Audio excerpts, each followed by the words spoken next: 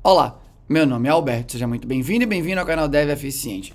No episódio de hoje, vamos revisar mais um artigo científico. Esse foi criado dentro da área de pesquisa da Microsoft e foi apresentado no Wix de 2016, uma conferência acadêmica que tem bastante peso nesse mundo de pesquisa, beleza? Deixa eu já começar, falando aqui o título do artigo, Belief and Evidence in Empirical Software Engineering. Basicamente, é um estudo que foi realizado lá dentro da Microsoft, confrontando crenças de engenheiros e engenheiras da Microsoft versus evidências que eventualmente foram colhidas também no contexto da Microsoft. Para dar alguns números aqui, eles mandaram um e-mail para mais ou menos 2.500 pessoas, se eu não me engano, lá dentro da Microsoft, distribuídas geograficamente aí, e receberam 550 ou 560 respostas, beleza? E qual que foi o estudo? Basicamente, eles criaram um formulário com várias crenças, e eu já mostro elas aqui para vocês, e pediram para que as pessoas classificassem ali, aquela crença entre 1, que era discordo fortemente, e 5 significava concordo fortemente ali, tá bom? Algumas coisas importantes em relação a esse vídeo: sempre que eu vou revisar artigo científico, eu escrevo um roteiro. É o único vídeo do canal que eu escrevo o roteiro mais certinho, porque tem muita informação que acho que é importante e que eu não quero deixar de fora. Então, se você perceber que meus olhos estão indo para um lado, estão indo para o outro, é que eu estou lendo aqui um pouco do roteiro enquanto eu falo para você. Eu vou passar primeiro pelas partes que eu considero importante aqui do artigo e no final eu dou a minha opinião sobre o que o artigo traz, tá bom? Então, basicamente, falando um pouquinho mais, ó, o aviãozão passando, não sei se dá para ouvir, mas falando um pouquinho mais aí do resumo, Então, o estudo foi o zoom ali do estudo, depois que o formulário foi passado entre as pessoas e que as respostas foram obtidas, o estudo pegou uma das crenças e deu um zoom no contexto da Microsoft. E olha que legal, Nesse contexto, o estudo pegou 2 projetos diferentes e projetos muito grandes. Um dos projetos tem 400 mil arquivos e mais de 150 milhões de linhas de código. E o outro projeto tem um pouco mais de 430 mil arquivos, se eu não me engano, e mais de 80 milhões de linhas de código. Eles pegaram esses 2 projetos porque as equipes desses 2 projetos, para uma mesma crença, deram respostas divergentes, o que chamou a atenção dos pesquisadores e fez com que eles fossem comparar aquela crença com os dados que poderiam ser colhidos desses 2 projetos. Eu já volto a falar sobre isso, beleza? Aqui, falando um pouquinho mais sobre o experimento, Então, como eu falei, foi criado um formulário com algumas crenças que são comuns na área de desenvolvimento de software, e esse formulário foi passado entre as pessoas. Então, aqui, deixa eu só compartilhar o formulário com você aqui. Só um segundo. Esse formulário está aqui na página 4. Deixa eu aumentar aqui a fonte. Deixa eu ver se está ok. Um pouquinho mais. Acho que agora está mais ok. Então, aqui, tem as afirmações, as crenças que foram colocadas lá dentro da pesquisa, Então, como é que tá? Deixa eu só me jogar um pouquinho aqui pro lado. Ops. Para não atrapalhar. Então, as respostas aqui foram ordenadas de maneira decrescente, beleza? Em função da variância aqui, da dispersão. Ou seja, eles pegaram as médias e tentaram olhar, de novo, Eu gosto sempre de, quando eu vou falar de dispersão, de qualquer coisa que envolve estatística, eu gosto de fazer um disclaimer dizendo que a minha habilidade em estatística beira o nulo. Eu sei o básico e é por isso que em todas as pesquisas que eu me envolvo, tem várias pessoas que são realmente da academia, que têm um background estatístico muito mais interessante do que o meu, porque eu não tenho background estatístico, para que a gente consiga fazer a pesquisa, combinando habilidades aí, tá bom? Mas aqui eu acho que eu consigo explicar essa ordenação aqui, Então, basicamente, eles pegaram aqui o primeiro, A média para essa primeira crença aqui, Então, a qualidade do código depende linguagem de programação utilizada. A média ficou nota 3. Nota 3 quer dizer o quê, né? Se 1 é discordo fortemente, 5 é concordo fortemente, e o 3 ali é, concordo, né? Meio que não tenho opinião formada sobre isso, ou algo do gênero. Então, a média foi 3, mas o valor, né? A dispersão foi 1. Quer dizer o quê? Que existe grande variação aí dentro das notas que foram dadas. Então, é uma média que é menos próxima de uma média real. O que é uma média real? 5 e 5, média 5, beleza. 10 e 0, média é 5. Claramente, a média não é tão real aí, né?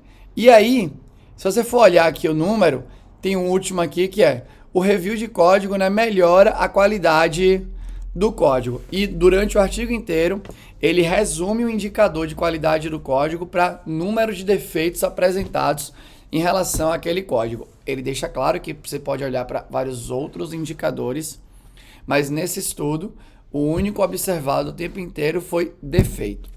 E aqui no último, ó, você tem uma média de 4,48, ou seja, a galera concorda meio que fortemente que o review aumenta a qualidade do código e tem uma discordância baixa, né? Então, as respostas realmente estão parecidas, o que deixa a média mais real.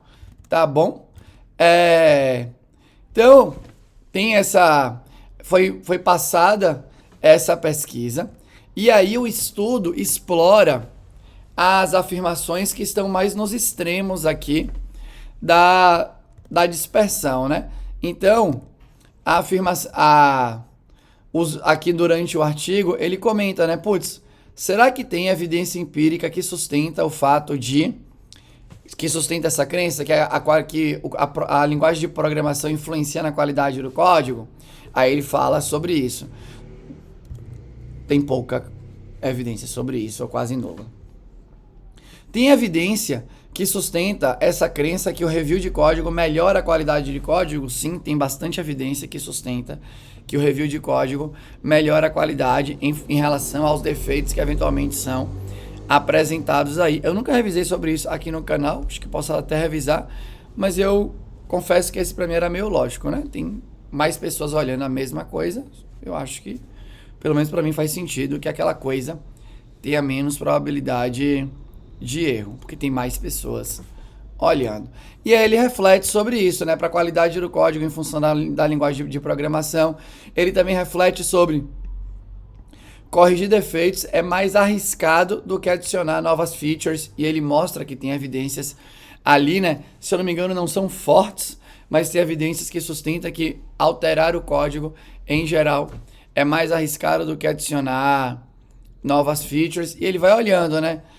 Ele olha para essa daqui também, né? Será que ter padrões de código melhora a qualidade do código? Essa aí tem pouquíssima evidência sobre isso, né? Que o fato de ter padrão eventualmente melhora a qualidade do código. E de novo, né? Aqui, a ordenação aqui, ó, tá pela dispersão. E aí cai. E aí a gente cai na dispersão que é mais explorada no estudo, que é essa daqui, né? Times distribuídos geograficamente produzem código cuja qualidade é tão boa quanto times que não estão distribuídos geograficamente. Esse foi o que eles aprofundaram, porque aqui pode ver que a média indica discordância, né? Tá ali, né? Abaixo de 3, ou seja, aparentemente a galera discorda disso, não existe uma discordância forte, mas existe uma discordância nesse lance de times distribuídos geograficamente produzem código cuja qualidade é a mesma de times não distribuídos, mas a dispersão é alta. E aqui, quando eles foram aprofundar no estudo, eles perceberam que as pessoas que responderam do projeto que eles chamam de projeto A falaram que sim, ou que discordam disso, né? Que discordam no sentido de times que estão mais próximos produzem código melhor do que os times que estão distribuídos. Mas as pessoas do projeto B falaram que, para elas, times que estão distribuídos produzem código melhor do que os times que estão próximos geograficamente aí. E eu já vou falar, né, sobre os achados deles em relação a isso. Mas no fim, a pergunta, né, do artigo, a pergunta que o artigo quer responder é essa daqui. Será que o que os programadores acreditam, na verdade, deixa eu só pegar aqui, né, como eu traduzi. No que os programadores acreditam e como essas crenças se relacionam com as evidências empíricas, né? Ou seja, o que os programadores acreditam se relaciona com as evidências empíricas em função daquela crença? Essa é a pergunta, né, que o artigo tenta responder. E eles, de novo, como eu falei, eles trazem a relação entre as evidências e as crenças para várias das afirmações aqui, e eles aprofundam nesta terceira crença aqui. Nessa terceira crença aqui. Então vamos só continuar aqui, né? Uma outra coisa, antes ainda de entrar no zoom da Microsoft aqui, né, daquela crença, eles também fizeram uma coisa que eu achei muito astuta. Deixa eu só já navegar para o local onde eu vou querer mostrar isso para você, que tá aqui. Eles fizeram uma coisa que eu também achei muito interessante, que foi, né, eles pegaram essas respostas que estavam no extremo, ou seja, discordo fortemente, concordo fortemente, e foram querer saber ali, né, de maneira... E eles também tiveram ali um conjunto de opções que a pessoa podia escolher, que são essas 6 opções aqui, né? Experiência pessoal, opinião de colega, opinião de mentor, gerente, gestor, né? Sei lá. Trade Journal, eu confesso que eu não sei a tradução de Trade Journal. Artigo científico e outros. E eles quiseram saber qual que era a fonte de opinião para que você que formava, né? Qual que era a fonte que fazia você formar aquela opinião sobre aquela crença. E aí, o que apareceu mais forte foi experiência pessoal.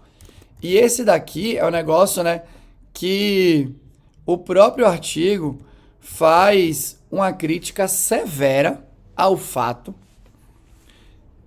da fonte principal para a formação de opinião ser a experiência pessoal.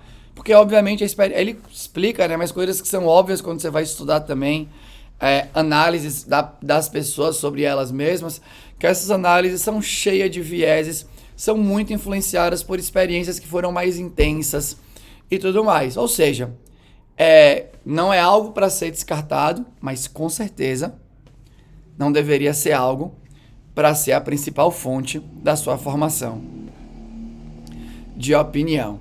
Mas o engraçado, né, é que, pegando aqui a citação do artigo e conectando com outro estudo que eu já fiz numa cerimônia que a gente roda na ZUP, chamada Cerimônia de Desconstrução, existem estudos do campo de psicologia, né, sobre feedback, por exemplo, e eles tentam entender qual que é a fonte de feedback que mais influencia o receptor, receptora do feedback. E sabe qual é a fonte de feedback que tende a mais influenciar o receptor? Você mesmo.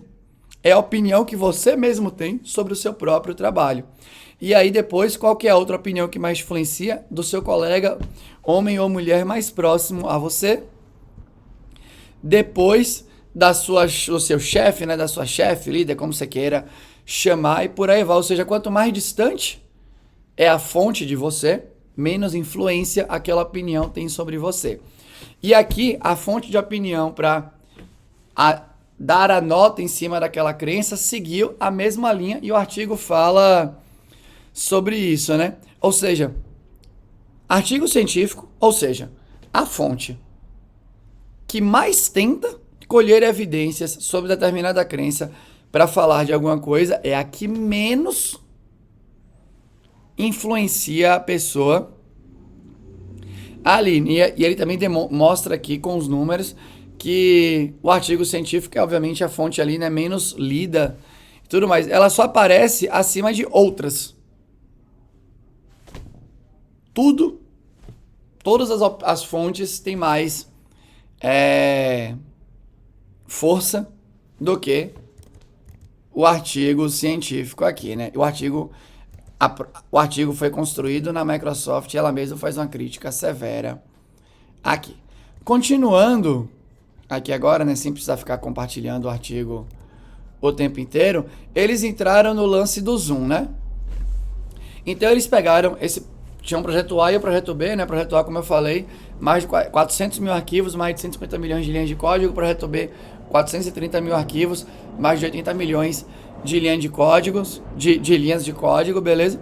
E eles foram pensar assim, beleza, a galera acha que o fato do time estar distribuído ou não influencia na qualidade do código, né? Um time acha que influencia, a outra equipe acha que não influencia. E essas equipes desses projetos são centenas, se eu não me engano, milhares de pessoas no projeto. É um negócio bizarro, tá, gente? E aí, cada projeto tinha, né, como eles olharam qualidade pelo viés de defeito apresentado, eles primeiro definiram a heurística para fazer a mineração dos repositórios, para entender, né, quais códigos apresentaram defeitos, né? Então aqui cada um dos projetos tinha uma determinada maneira de representar commits, que eram correções de bug, né? Então, se eu não me engano, o projeto A marcava com colchete bug, e o projeto B tinha algumas formas de marcar, e aí eles foram fazer a mineração em função disso. E eu já comento sobre as minhas dificuldades na análise, mas o resumo do resumo é que não existe nenhuma diferença.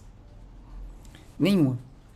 A diferença foi insignificante. Ali quando eu falo nenhuma, é que a diferença foi insignificante. A diferença no número de defeitos foi insignificante em relação à distribuição geográfica das pessoas. Inclusive, de vez em quando tinha mais defeito e de vez em quando tinha menos defeito. E eles tiveram todo esse trabalho.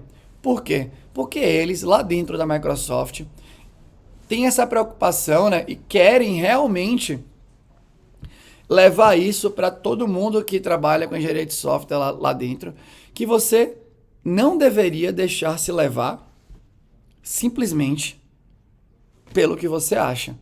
Eles fazem até, né? Eles literalmente no artigo, não com essas palavras, mas eles deixam claro o quanto juvenil eles acham que realmente uma crença seja levada a ferro e fogo, simplesmente porque nós colhemos experiências que isso faz uma grande diferença. Beleza? Eu achei o artigo, né, muito rico, muito bem explicado, o experimento muito bem feito, até onde eu consigo analisar, e eu já falo sobre isso. Beleza? Mas basicamente a resposta deles no artigo é essa. Olha, por favor, acredite menos no que você acredita baseado nas suas experiências anteriores. E aí, né, só para fazer aqui, eu acho falar uma coisa importante sobre esse artigo da Microsoft, eles fazem muita referência a análises estatísticas e a fórmulas e coisas do gênero. Claramente, eu não manjo disso. Beleza? Então, obviamente, essa é uma ameaça ao meu review que eu estou fazendo aqui para você. Por outro lado, a Microsoft é uma empresa reconhecida por ter um departamento de pesquisa, principalmente em engenharia de software empírica, muito forte, com pesquisas. Essa pesquisa foi apresentada no Wix. E o Wix é uma das principais conferências de engenharia de software do planeta. Beleza? Então, se passou lá, quer dizer que, supostamente, o artigo foi bem escrito, né? Pelo menos eu acho. Mas fica aí o convite para quem manja mais de analisar métodos e tudo mais do que eu, analisar o artigo também. Aí, né, sobre o que eu acho relacionado ao artigo. Eu acho exatamente a mesma coisa que o artigo fala, né? Infelizmente, muita opinião na área de desenvolvimento de software é dada e formada e defendida simplesmente porque a pessoa já colheu experiências que reforçam aquela crença que ela formou. E aqui eu deixei anotado algumas coisas, né, que a gente passa, que eu já passei, eventualmente você já passou, né? Linguagem X é melhor do que Y, né? Por exemplo, Framework X é melhor do que Framework Y. Princípio de design X é melhor do que princípio de design Y. A arquitetura XPTO tem que ser seguida porque você blá, blá, blá, blá, blá, blá, blá. E por aí vai, né? E assim, pra ser bem sincero, pra mim tá tudo bem você, a gente aqui em engenharia de software, seguir coisas sem evidências. Inclusive, eu acho que é uma característica legal da nossa profissão. Eu posso testar coisas em produção sem evidências. Já falei isso em outros vídeos. O artigo, inclusive, faz um paralelo muito forte com medicina, que é uma profissão, né, que é uma área da vida que funciona em função das evidências. Porque espera-se que ninguém teste coisas em produção com a gente sem que tenha evidências que sustentem aquele teste, né? Espera-se que isso seja verdade. Então ele faz esse paralelo, dizendo que essa cultura é muito forte lá, que os profissionais realmente veem valor no que é gerado, no que as evidências trazem, e essas evidências influenciam o comportamento. Enquanto que, na área de engenharia de software, na área de computação, os profissionais ainda são pouco ou quase que zero, como a pesquisa lá dentro, pelo menos, naquele contexto mostrou, e eu confesso que eu acho que aquele contexto denota o que rola mundo afora. E olha que lá está falando da Microsoft, que é uma empresa, ainda mais hoje em dia, né, que é desejada por muita gente. Então, ele fala sobre isso no artigo, que como a área de desenvolvimento de software, como galera que é dev, é pouquíssimo influenciada pelas evidências. Não quer nem saber sobre o que as evidências falam, e sempre tem algum tipo de argumentação para tentar questionar a evidência. Não, naquele contexto foi feito isso, né? Não. Eu lembro que teve um vídeo que eu fiz aqui sobre testes, ou refatoração, ou o link entre essas coisas, e que os projetos open source que foram analisados era, por exemplo, o projeto open source do Eclipse, que é uma IDE que hoje perdeu um pouco mais de força, mas que ainda é muito utilizada. E muitos dos comentários que eu recebi foi assim: ah, mas a gente tem que ver a qualidade dos testes. E aí eu pensei, mas gente, a gente está falando de uma ferramenta que a gente utiliza no dia a dia. A chance alta da qualidade dos testes daquela ferramenta ser superior à qualidade dos testes dos projetos que a gente faz. Então ele fala muito sobre isso, né? Além de não ser dos profissionais serem pouco influenciados pelas evidências, existe uma resistência em eventualmente abraçar a evidência. Então, de novo, para mim, tá tudo bem, né? Na minha opinião, tá tudo bem seguir sem a evidência. Mas seguir sem a evidência e achar que tá matando a pau, na minha opinião, entra na zona perigosa. Eu geralmente falo isso, né? Que sem crença a gente não se movimenta. Mas não estar aberto não ficar aberto, né, a que a nossa crença esteja errado, eventualmente faz com que a gente se movimente numa direção que não é interessante e que a gente demore demais de mudar de direção. Eu já gravei até um vídeo sobre isso aqui no canal, né? Tá tudo bem ter crença, mas melhor ainda é estar aberto a sua crença estar equivocada. Beleza? Então, obviamente, minhas opiniões aqui agora no final, né? Então, eu achei um artigo muito rico, muito interessante, recomendo demais que você que está vendo o vídeo, né, eventualmente leia. A área de engenharia de software empírica é uma área que está intimamente conectada com o nosso trabalho dentro do mercado. Então, se tem uma área de pesquisa que eu acho que você deveria dar uma chance e ler mais artigos sobre, é a área de engenharia de software empírica, porque ela está estudando coisas que gente como, eventualmente você que está me vendo, se você for do mercado, ela estuda coisas que a gente, né, faz em contextos variados. Então, você pode até discordar de quaisquer evidências que sejam apresentadas, mas pelo menos você vai ter essa informação na sua mente e eventualmente isso pode fazer sentido para você, tá bom? Mas era isso que eu tinha para falar hoje. Se você gostou, deixa um comentário aqui. Se você não gostou ou tem um comentário construtivo, deixa aqui também, eu vou ter o maior prazer em responder para você. Era isso.